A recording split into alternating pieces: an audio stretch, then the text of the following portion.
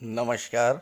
ज्योतिष शास्त्र में श्रद्धा और विश्वास रखने वाले सभी जातकों का पालौकिक जगत चैनल में बहुत बहुत स्वागत है। देवगुरु बृहस्पति जो ज्ञान बुद्धि विवेक के कारक हैं, विद्या के कारक हैं, धन और मान सम्मान के कारक हैं, वो देवगुरु जिनको शास्त्रों का ज्ञान है, देवताओं के गुरु हैं, धर्म के कार्य कराते हैं और धर्म से आपको जोड़ते हैं, वो देवगुरु जो महिलाओं के लिए विवाह के कारक हैं, पुत्र संतान के कारक हैं, सात्विक गुणों के कारक हैं, पुत्र और पौत्रों की प्राप्ति के कारक हैं, जो वेद शास्त्रों के ज्ञाता हैं, उच्च सरकारी पद के कारक हैं, ग्रहों के महामंत्री के रूप में जाने जाते हैं, न्याय और धर्म के कारक हैं, जो स्वर्ण के कारक हैं, शिक्षा और शिक्षण कार्य जिनके प्रभाव क्षेत्र में हैं और जो व्यक्ति को अच्छा राजनेता और अच्छा प्रशासक बनाते हैं, जिनका इतना अधिक व्यापक प्रभाव है मानव जीवन पर, ऐसे देवगुरु बृहस्पति 13 अप्रैल प्रातः 4:58 पर राशि परिवर्तन कर चुके हैं और राशि परिवर्तन करके अपनी ही राशि मीन राशि में गोचर कर रहे हैं और मीन राशि में गोचर करते हुए आपके लिए एक नई उम्मीद लाएंगे, आशा की नई किरण लाएंगे और बिल्कुल नए तरह का परिणाम देंगे इस गोचर काल में। अगले एक वर्ष तक 21 अप्रैल 2023 तक विशेष बात यह है कि देवगुरु आपकी जन्म कुंडली में हंस महापुरुष राजयोग का निर्माण कर रहे हैं और राहु इतनी श्रेष्ठ स्थिति में है कि मिथुन राशि आज की डेट में सबसे धनवान राशि है। मिथुन राशि के जातकों के लिए देवगुरु का ये राशि परिवर्तन बहुत ही महत्वपूर्ण होगा, अत्यंत लाभप्रद होगा, इसमें कोई दो राय नहीं है। और जैसा मैंने वीडियो के थंबनेल में लिखा है, देवगुरु हुए 5 गुना अधिक बलवान। तो पहले मैं आपको ये समझाऊंगा कि किस तरह से अगले एक वर्ष तक देवगुरु 5 गुना अधिक बलवान होंगे। फिर उसके बाद चर्चा करेंगे देवगुरु के राशि परिवर्तन के प्रभाव के बारे में। ये राशिफल आपकी चंद्र राशि के आधार पर विश्लेषित किया जा रहा है और वीडियो के अंत में मैं आपको उपाय और सावधानियां भी बताऊंगा। तो चलिए वीडियो शुरू करते हैं। देवगुरु बृहस्पति देवताओं के गुरु हैं और अकेले एक ऐसे ग्रह हैं जो कुंडली के हर भाव में शुभ प्रभाव ही देते हैं। हालांकि छठे भाव, 8वें भाव में और 12वें भाव में इनके प्रभाव में थोड़ी कमी ज़रूर आती है, लेकिन वहाँ पर ये कुछ विशेष गुण और विशेष प्रभाव आपको प्रदान करते हैं। छठे भाव में देवगुरु आपकी इंट्यूशन पावर को बहुत अधिक बढ़ा देते हैं, आपकी पूर्वाभास क्षमता को बढ़ा देते हैं और आपको आने वाले अनिष्ट की जानकारी पहले से ही हो जाती है और आप अपने आप को सुरक्षित कर ले जाते हैं। अष्टम भाव में देवगुरु आपको दैवी सपोर्ट दिलाते हैं, ईश्वरीय सपोर्ट दिलाते हैं और आप पर आने वाली विपत्ति अपने ऊपर ले लेते हैं, जबकि देवगुरु 12वें भाव में आपकी रुचि धर्म कर्म में बढ़ा देते हैं, जिससे कि आपको बहुत बड़ा लाभ मिलता है। जन्म कुंडली में देवगुरु लग्न में दिग्बली होते हैं और पंचम और नवम भाव में अति विशिष्ट कारक होते हैं। लग्न में दिग्बली होने के प्रभाव से आपका व्यक्तित्व अत्यंत भव्य बना देते हैं, ज्ञान बुद्धि और विवेक को जागृत करते हैं और आपको मान सम्मान पद और प्रतिष्ठा प्रदान कराते हैं। पंचम भाव में अति विशिष्ट कारक होने के कारण आपको संतान का सुख मिलता है, विवाह के कारक बनते हैं देवगुरु और छात्रों को कंपटीशन में विजय दिलाते हैं, सरकारी नौकरी दिलाते हैं। देवगुरु के परम मित्र हैं सूर्य और बुध, जो ज्योतिष शास्त्र में राजा और युवराज के रूप में जाने जाते हैं, जबकि देवगुरु महामंत्री होते हैं। सूर्य और बुध 11वें भाव लाभ के भाव में अति विशिष्ट कारक होते हैं। तो देवगुरु सूर्य और बुध के प्रभाव से आपको प्रचुर मात्रा में धन भी उपलब्ध कराते हैं। और ग्रहों के सेनापति मंगल, ग्रहों के राजा सूर्य, ये देवगुरु से ही ज्ञान प्राप्त करते हैं, मार्गदर्शन प्राप्त करते हैं। और सूर्य और मंगल दोनों दशम भाव में दिग्बली होते हैं, कर्म भाव में। और कर्म भाव में दिग्बली सूर्य और मंगल देवगुरु के प्रभाव से आपको शासन, प्रशासन, राजनीति, न्यायिक सेवा, विदेश सेवा, सैन्य क्षेत्र, चिकित्सा जगत, गेम्स, स्पोर्ट्स और टेक्निकल फील्ड में उच्च स्तर की सफलता दिलाते हैं और लाभ दिलाते हैं। शुक्र से भी देवगुरु की सममित्रता है और दोनों ही धन के प्रबल कारक हैं। शुक्र दैत्यों के गुरु हैं, देवगुरु देवताओं के गुरु हैं, दोनों ही परम ज्ञानी हैं। और शुक्र कला, सौंदर्य, दाम्पत्य सुख और विवाह के कारक हैं। तो देवगुरु और शुक्र के सपोर्ट से आप दाम्पत्य सुख प्राप्त करते हैं, आपका विवाह होता है, नए जीवन की शुरुआत होती है, जिसमें धन, वैभव, ऐश्वर्य और सुख ये सब आपको प्राप्त होता है। तो ऐसे देवगुरु अगले वर्ष तक 5 गुना अधिक बलवान होंगे। कैसे, आइए समझते हैं। पहली बात, देवगुरु का गोचर स्वराशि मीन राशि में हो रहा है। कोई भी ग्रह स्वराशि में हो या उच्च की राशि में तो वह सर्वश्रेष्ठ फल प्रदान करता है। स्वराशि में गोचर करते हुए देवगुरु आपको धन, वैभव की प्राप्ति कराएंगे, धन अर्जित करने के नए नए मार्ग प्रशस्त करेंगे, धर्म, अध्यात्म, राजनीति के क्षेत्र में उच्च स्तर की सफलता दिलाएंगे, शादी ब्याह कराएंगे, आपको संतान की प्राप्ति कराएंगे और कैरियर में उन्नति प्रदान करेंगे। दूसरी बात, देवगुरु 4 राशियों की कुंडली में हंस राजयोग बनाएंगे और 2 राशियों की कुंडली में नवम पंचम भाव में गोचर करेंगे, जहां की देवगुरु अति विशिष्ट कारक होते हैं और अत्यंत बलवान होते हैं और अपना सर्वश्रेष्ठ फल प्रदान करते हैं। तीसरी बात, कोई भी ग्रह सर्वाधिक बली तब होता है जब वह अंश बल से मजबूत हो। 29 जुलाई तक देवगुरु का अंश बल 12 डिग्री से अधिक रहेगा और देवगुरु अंश बल से अत्यंत बलवान होंगे। इसके बाद 29 जुलाई से 24 नवंबर तक वक्री अवस्था में आ जाएंगे।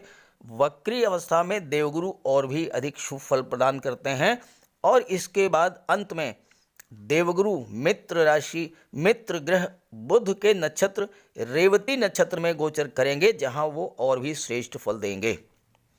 चौथी बात, किसी भी ग्रह का गोचर किस नक्षत्र में हो रहा है ये बहुत ही महत्वपूर्ण होता है। तो देवगुरु का गोचर पूर्वा भाद्रपद नक्षत्र में होगा, जो देवगुरु का अपना नक्षत्र है और यहाँ पर देवगुरु अत्यंत बलवान होंगे। इसके बाद उत्तरा भाद्रपद नक्षत्र में गोचर होगा, जो कि शनिदेव का नक्षत्र है और शनि से देवगुरु के सम संबंध हैं, तो यहाँ पर भी देवगुरु बलवान होंगे। और इसके बाद देवगुरु का गोचर अंत में बुध के नक्षत्र रेवती नक्षत्र में होगा और मित्र ग्रह बुध के नक्षत्र में गोचर करते हुए भी देवगुरु अत्यंत बलवान होंगे। और 5वीं महत्वपूर्ण बात कि देवगुरु के इस गोचर काल में देवगुरु का गोचर तो मीन राशि में होगा, जबकि इस पूरे गोचर काल में मंगल का गोचर कुंभ राशि, मीन राशि, मेष, वृष और मिथुन राशि में होगा। यानी देवगुरु 12वें भाव में तो मंगल 11, 12, 1, 2 और 3 इन भावों में गोचर करेंगे और इस तरह से पूरे गोचर काल में मंगल देवगुरु के बहुत ही नज़दीक रहेंगे। मंगल क्या है? मंगल पराक्रम, साहस, शौर्य के कारक हैं। आपको कार्य करने की असीम ऊर्जा प्रदान करते हैं। तो इस पूरे गोचर काल में देवगुरु आपके ज्ञान, बुद्धि, विवेक में वृद्धि करेंगे। तो मंगल आपके साहस, पराक्रम, शौर्य और ऊर्जा में वृद्धि करेंगे। तो जब ज्ञान, बुद्धि और बल का मेल हो तो वो कौन सी ऐसी चीज़ है जिसे आप हासिल नहीं कर पाएंगे? तो यही वजह है कि देवगुरु 5 गुना बलवान होंगे इस राशि परिवर्तन के बाद। अब बात करते हैं राशियों पर देवगुरु के इस राशि परिवर्तन के प्रभाव के बारे में। तो ये है मिथुन राशि के जातकों की कुंडली। देवगुरु का गोचर आपकी कुंडली के 10वें भाव में है और यहाँ पर देवगुरु बृहस्पति हंस महापुरुष राजयोग का निर्माण कर रहे हैं। राहु का गोचर एकादश भाव में है, मंगल का गोचर भाग्य भाव में है, शनिदेव अष्टम भाव में गोचर कर रहे हैं 29 अप्रैल तक और 29 अप्रैल को शनिदेव का राशि परिवर्तन होगा। शनिदेव भाग्य भाव में गोचर करेंगे और 29 अप्रैल से 12 जुलाई तक भाग्य भाव में रहेंगे और फिर वापस राशि परिवर्तन करके अष्टम भाव में ही चले जाएंगे। देवगुरु कुंडली में सप्तम भाव के स्वामी भी हैं। तो इन सब बातों पर एक एक बिंदु पर विस्तार से बात करेंगे। पहले बात कर लेते हैं धन के बारे में। जैसा कि मैंने पिछले वीडियोस में बताया है आपको, मिथुन राशि सभी राशियों में सबसे अधिक धनवान राशि होने जा रही है अगले 18 महीनों तक, क्योंकि राहु का गोचर अगले 18 महीनों तक 12 अप्रैल से अगले 18 महीनों तक लाभ के भाव में रहेगा और राहु लाभ के भाव में अति विशिष्ट कारक होते हैं और आपको भारी मात्रा में धन की प्राप्ति करा देते हैं। एकादश भाव में राहु का गोचर हो तो उससे ज़्यादा धन कोई दूसरा ग्रह दे ही नहीं सकता। एकादश भाव में राहु अगर गोचर करें तो व्यक्ति ये नहीं सोचता है कि उसका पैसा काला है या सफ़ेद, बस पैसा आता रहता है, लगातार पैसा आता रहता है। एकादश भाव आपकी आशाओं, इच्छाओं, सपनों को, आपके शौक को रिप्रेजेंट करता है और राहु आपकी इच्छाओं और आशाओं को पूरा करने में सहायक होंगे। हालांकि राहु को बहुत खराब ग्रह माना गया है, लेकिन एकादश भाव में राहु बहुत अच्छा रिजल्ट देते हैं। आपने जो सपना बहुत दिनों से देखा था और आप पूरा नहीं कर पाए थे, वो राहु पूरा करेंगे। आप अपनी इच्छाओं को, अपने शौक़ को पूरा करेंगे और इसके लिए धन आपको राहु देंगे। और यहाँ पर राहु का गोचर मंगल की राशि में हो रहा है और मंगल भाग्य भाव में गोचर कर रहे हैं, तो भाग्य के सपोर्ट से आपको प्रचुर मात्रा में धन मिलेगा और भाग्य से अचानक मोटा पैसा मिलेगा। आप अपने नेटवर्क की मदद से मोटा पैसा अर्न करेंगे और ऐसे जातक लॉटरी, शेयर, मार्केटिंग, लेखन, अभिनय और कला के क्षेत्र से और अपनी क्रिएटिविटी के बल पर बहुत अधिक धन कमाते हैं। राहु के प्रभाव से आप कार्यकुशल, बुद्धिमान और इफ़िशिएंट लोगों का एक ग्रुप तैयार कर सकते हैं और उसकी मदद से आपकी आय में वृद्धि होगी। राहु आपको सोशल बना देंगे और आप सामाजिक गतिविधियों में शामिल होंगे। विवाह के बाद धन का लाभ होगा।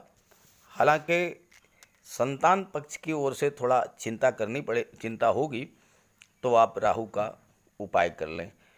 तो ये वीडियो तो है गुरु के राशि परिवर्तन पर मैंने बनाया, लेकिन शुरुआत मैंने राहु से इसलिए की है क्योंकि जीवन में धन का सर्वाधिक महत्व है, इसलिए मैंने राहु पर चर्चा की है।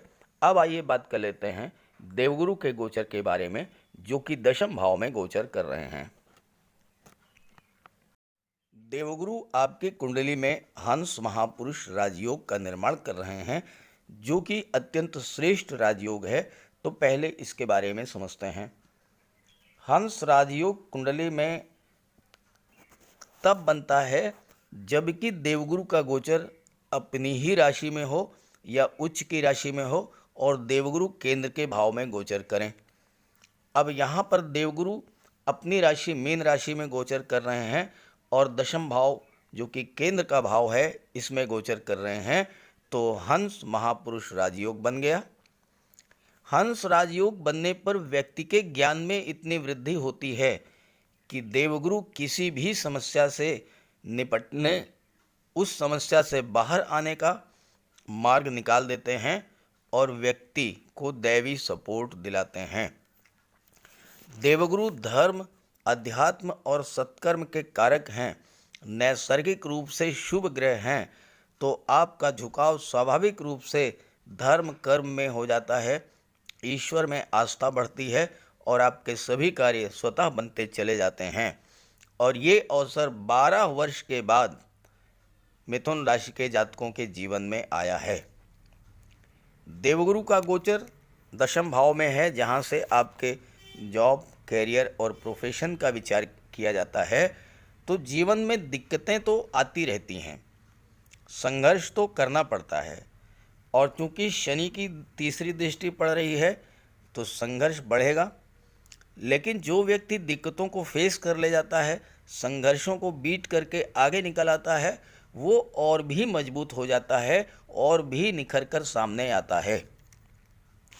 देवगुरु यही करेंगे, आपके बुद्धि विवेक को इतना जागृत कर देंगे कि कैसी भी परिस्थिति हो, आप सफलतापूर्वक उससे बाहर आ जाएंगे। हंस राजयोग आपको दीर्घायु बनाएगा और शनि भी अष्टम भाव में गोचर करते हुए आपकी आयु में वृद्धि करेंगे, रोगों से मुक्ति दिलाएंगे। और ये राजयोग जिसकी कुंडली में बनता है, उस पर ईश्वर की विशेष कृपा होती है, समाज में मान सम्मान बढ़ता है, कम उम्र में उच्च पद प्राप्त होता है, और ऐसे जातक समस्याओं का समाधान ढूंढने में महारत रखते हैं। ये व्यक्ति जीवन में अच्छे काउंसलर, अच्छे लीगल एडवाइज़र और अच्छे मनोवैज्ञानिक बनते हैं। शिक्षा और मैनेजमेंट के क्षेत्र में भी ऐसे जातक महारत हासिल करते हैं और राजा के समान जीवन बिताते हैं। हंस योग आपको परिपक्व बनाता है, आपके माइंड में मैच्योरिटी लाता है, और ज्योतिष शास्त्र कहता है कि ऐसे जातकों को राज दरबार का सुख मिलता है। तो राज दरबार आप समझ रहे हैं, शासन प्रशासन और राजनीति। ऐसे जातकों को शासन प्रशासन और राजनीति के क्षेत्र में ट्रबल शूटर माना जाता है। हर समस्या का समाधान त्वरित गति से ढूंढने वाला माना जाता है, और अपने इसी गुण के कारण ऐसे जातक शासन प्रशासन, राजनीति, विदेश सेवा, न्यायिक सेवा, धर्म, अध्यात्म और ज्योतिष के क्षेत्र में नाम, यश और धन प्राप्त करते हैं। अब देवगुरु का गोचर दशम भाव में है, तो आइए इस पर बात करते हैं। कुंडली के दशम भाव से आपके जॉब, कैरियर और प्रोफेशन का विचार किया जाता है, और यहाँ पर देवगुरु का गोचर अगले 1 वर्ष तक रहने वाला है। आप कौन सा कार्य करेंगे, किस कार्य को करने से आपको अधिक सफलता मिलेगी।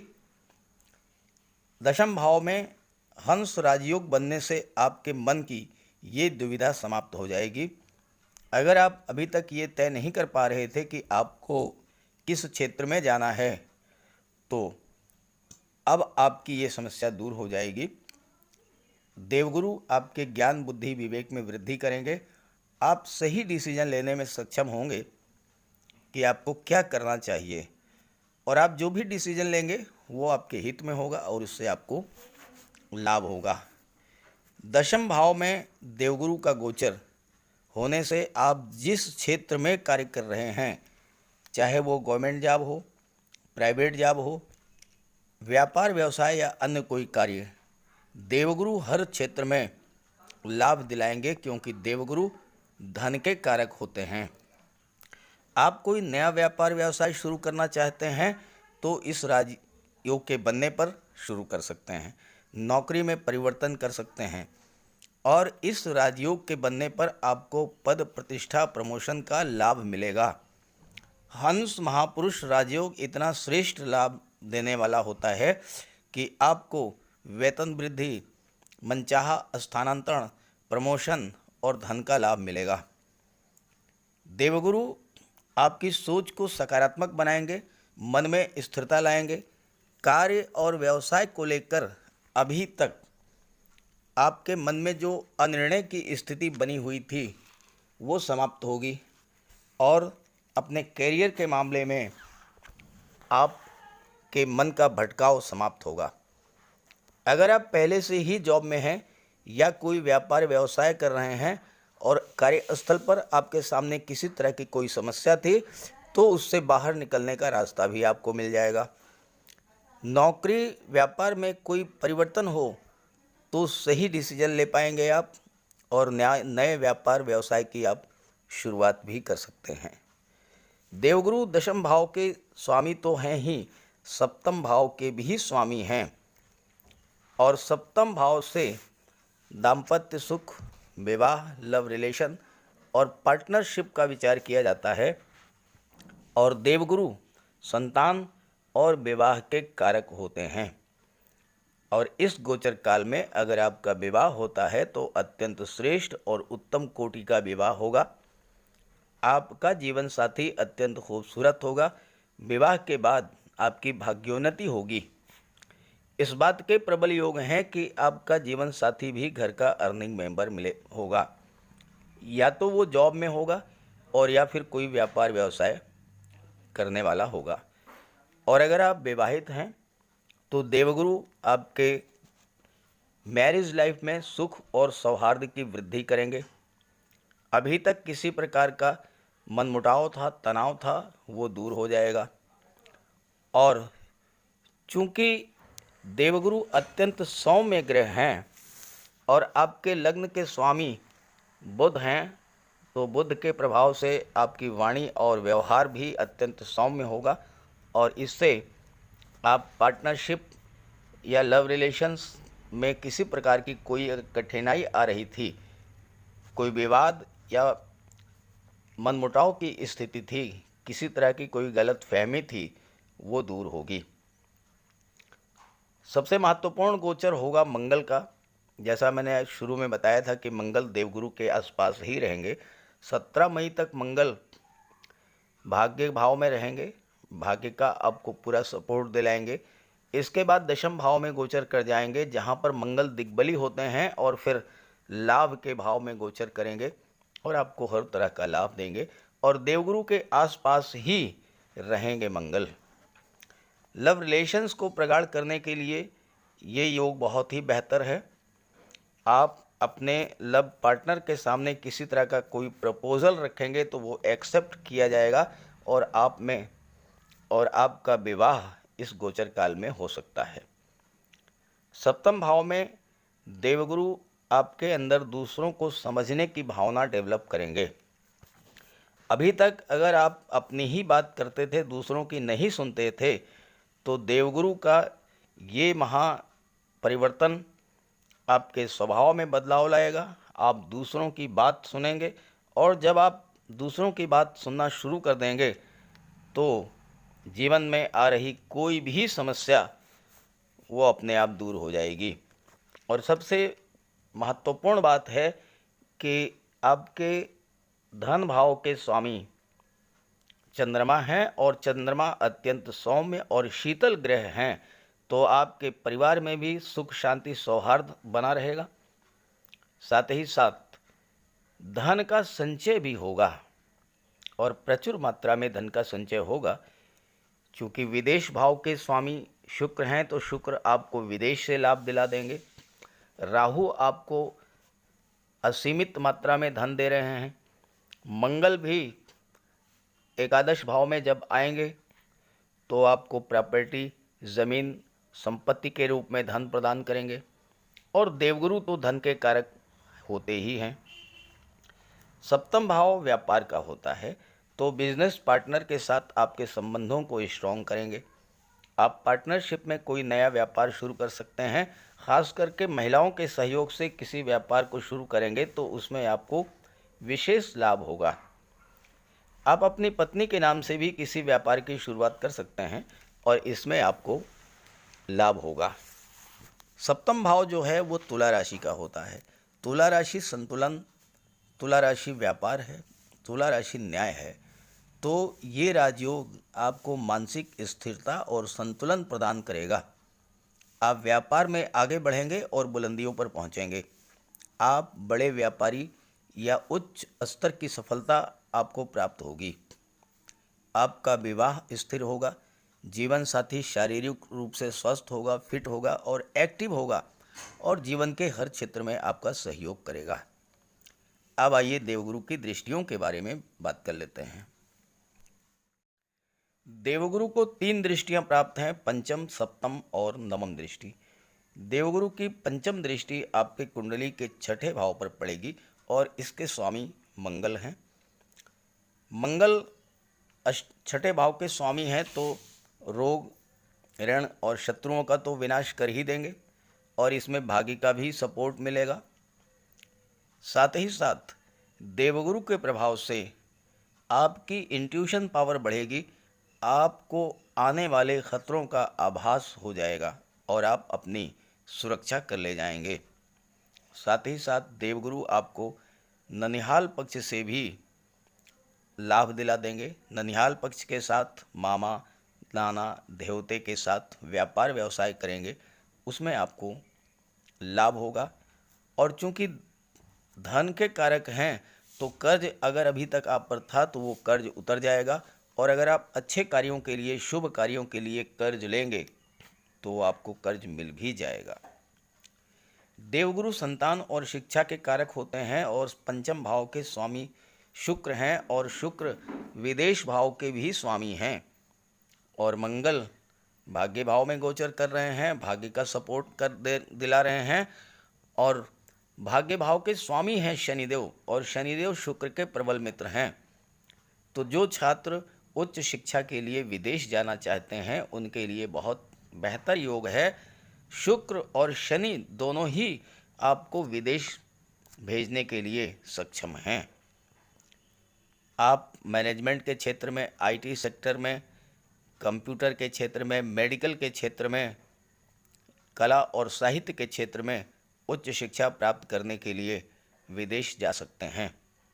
साथ ही साथ चूंकि शुक्र हैं कला और सौंदर्य के कारक और आपकी रुचि स्वाभाविक तौर पर संगीत, नृत्य, अभिनय, नाटक इन सब में हो सकती है और आप अपना कोई प्रोग्राम, कोई कल्चरल प्रोग्राम प्रदर्शित करने के लिए विदेश जा सकते हैं और वहाँ पर आपको नाम, यश और धन भी प्राप्त होगा। बात करें देवगुरु की तो देवगुरु की सप्तम दृष्टि आपकी कुंडली के चतुर्थ भाव पर पड़ रही है और इसके स्वामी हैं बुध। बुध देवगुरु के प्रबल मित्र हैं। चतुर्थ भाव सुख का भाव कहा जाता है और चतुर्थ भाव से वाहन, भूमि, मकान, सुख सुविधाओं के साधन, जन्मभूमि, अचल संपत्ति और गड़े हुए धन का विचार किया जाता है। अब आजकल के समय में गड़े हुए धन की बात तो करना बेकार है, लेकिन गड़े हुए धन से मतलब ये है अनएक्सपेक्टेड मनी, अचानक से प्राप्त होने वाला धन। ऐसा धन, ऐसा पैसा जिसके बारे में आप ये सोच रहे थे कि आपको प्राप्त नहीं हो पाएगा, उस पैसे का मिल जाना, इसे कहते हैं गड़ा हुआ धन। तो देवगुरु चतुर्थ भाव में अत्यंत शुभ फल प्रदान करते हैं। आपको हर तरह के भौतिक सुख सुविधाओं के साधन देवगुरु की कृपा से प्राप्त होंगे। सुखों से तात्पर्य केवल भौतिक सुखों से नहीं बल्कि मानसिक और पारिवारिक सुखों से भी होता है। तो देवगुरु की कृपा से आप संयुक्त परिवार में रहेंगे और आप अपनी बुद्धि, व्यवहार, कुशलता से परिवार के सभी सदस्यों को एक सूत्र में बांध देंगे और परिवार में आपकी स्थिति बहुत ही महत्वपूर्ण होगी। भाई बहनों, चाचा ताऊ का सहयोग मिलेगा और पारिवारिक विवाद अगर कोई था अभी तक तो वो समाप्त हो जाएगा और आप सुख शांति से रहेंगे। चतुर्थ भाव माता का होता है। माता का स्नेह और आशीर्वाद आपको प्राप्त हो जाए। और सही पूछा जाए तो अगर आपकी जन्म कुंडली में चतुर्थ भाव में देवगुरु का गोचर है तो आपको बचपन से ही माता पिता दोनों का सुख प्राप्त हुआ होगा और साथ ही आपका बचपन कितनी ही निर्धनता में बीता हो लेकिन 24 वर्ष तक आप सभी सुख सुविधा के साधन जुटा लेंगे। आपको जॉब मिल जाएगी या फिर आप व्यापार व्यवसाय में सेटल हो जाएंगे। पैतृक संपत्ति भी आपको प्राप्त हो सकती है और कोई अनएक्सपेक्टेड गेन या गड़ा हुआ धन आपको मिल सकता है। और देवगुरु की नवम दृष्टि पड़ेगी कुंडली के धन भाव पर, तो देवगुरु आपको धन का संचय कराएंगे प्रॉपर्टी के रूप में, गोल्ड के रूप में, शेयर्स के रूप में। और सेकंड हाउस वाणी का होता है, तो देवगुरु के प्रभाव से आपकी वाणी भी मधुर रहेगी। और यहाँ पर चंद्रमा का गोचर है, और चंद्रमा अत्यंत सौम्य और शीतल ग्रह हैं, तो पारिवारिक विवाद भी अगर किसी तरह का कोई था वो अभी समाप्त हो जाएगा। कुल मिलाकर के मिथुन राशि अत्यंत सौभाग्यशाली राशि है और धन के भंडार खुलने वाले हैं मिथुन राशि के जातकों के लिए। बस आपको ध्यान ये रखना है कि अगर आपके जीवन में देवगुरु की महादशा या अंतर्दशा चल रही हो, या देवगुरु आपकी जन्म कुंडली में कमज़ोर हों, तो आप देवगुरु का उपाय जरूर कर लें। उपाय लंबे समय तक करेंगे तभी आपको लाभ होगा, और दीर्घकालिक उपाय से आपके जीवन में बहुत बड़ा सकारात्मक परिवर्तन आएगा और आपको सुख, समृद्धि, संपदा सब कुछ प्राप्त होगा। तो चलिए बात कर लेते हैं उपाय और सावधानियों पर। देवगुरु बृहस्पति लगभग 1 वर्ष तक मीन राशि स्वराशि में गोचर करेंगे और आपके लिए अत्यंत श्रेष्ठ फल देने वाले हैं, क्योंकि देवगुरु बृहस्पति सुख और सौभाग्य के कारक होते हैं। और अगर आपकी जन्म कुंडली में देवगुरु शुभ स्थिति में है तो आपको जीवन में सभी सुख प्राप्त होंगे और जीवन के प्रत्येक क्षेत्र में सफलता मिलेगी। लेकिन अगर आपके जीवन में देवगुरु बृहस्पति की महादशा या अंतर्दशा चल रही हो, या फिर आपकी जन्म कुंडली में देवगुरु अंश बल से कमज़ोर हों, तो आपको देवगुरु का उपाय अवश्य करना चाहिए। जहाँ तक सावधानियों की बात है, पहले आप ये समझ लें कि आप माता पिता, गुरु और वृद्ध जनों का कभी भी भूल करके भी अपमान ना करें। हमेशा उनका सम्मान करें और हमेशा उनका आशीर्वाद प्राप्त करें। उनके आशीर्वाद से ही आपके जीवन में शुभता आएगी और साथ ही साथ आपको हर क्षेत्र में सफलता मिलेगी। जहाँ तक उपायों की बात है, बहुत आसान है उपाय। आप रुद्राभिषेक करें हर सोमवार को, बहुत प्रभावी उपाय है।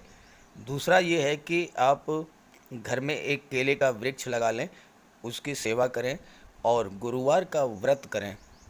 लगातार 5 या 11 सप्ताह या फिर 43 सप्ताह तक लगातार व्रत करें।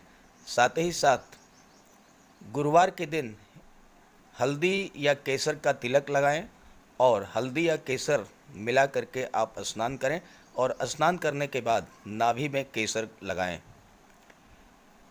आप अपने घर में पीले रंग के फूल वाले पौधे ज़रूर लगाएं, खास करके कनेर का फूल पीले रंग का होता है, वो लगाएं और पूजा में उसे जो है आप प्रयोग करें। बृहस्पति ग्रह की शुभता पाने के लिए किसी तोते को आप चने की दाल खिलाइए। इससे बुध और बृहस्पति दोनों ही बल प्राप्त करेंगे और आपको लाभ देंगे। अगर किसी कन्या का विवाह ना हो पा रहा हो तो उसे देवगुरु की उपासना करना चाहिए, भगवान विष्णु की पूजा करना चाहिए, गुरुवार का व्रत रखना चाहिए। इससे उसे बहुत बड़ा लाभ मिलेगा। साथ ही साथ हल्दी की गांठ एक पीले कपड़े में बांध करके और अपने बाजू में धारण करें और गुरुवार के दिन केले के वृक्ष की पूजा करें। साथ ही साथ देवगुरु की शुभता पाने के लिए पीले रंग के वस्त्रों का ज़्यादा से ज़्यादा प्रयोग करें। जैसे बिस्तर में पीले रंग की चादर या पीले रंग के पर्दे, और पहनने के जो वस्त्र हैं वो भी पीले रंग के हों, तो इससे आपको बहुत बड़ा लाभ प्राप्त होगा। और इसके बाद जो सबसे महत्वपूर्ण उपाय है वो यही है कि आप माता पिता, वृद्धजनों और गुरु की सेवा करें, उनका आशीर्वाद प्राप्त करें। इससे आपको बहुत बड़ा लाभ होगा।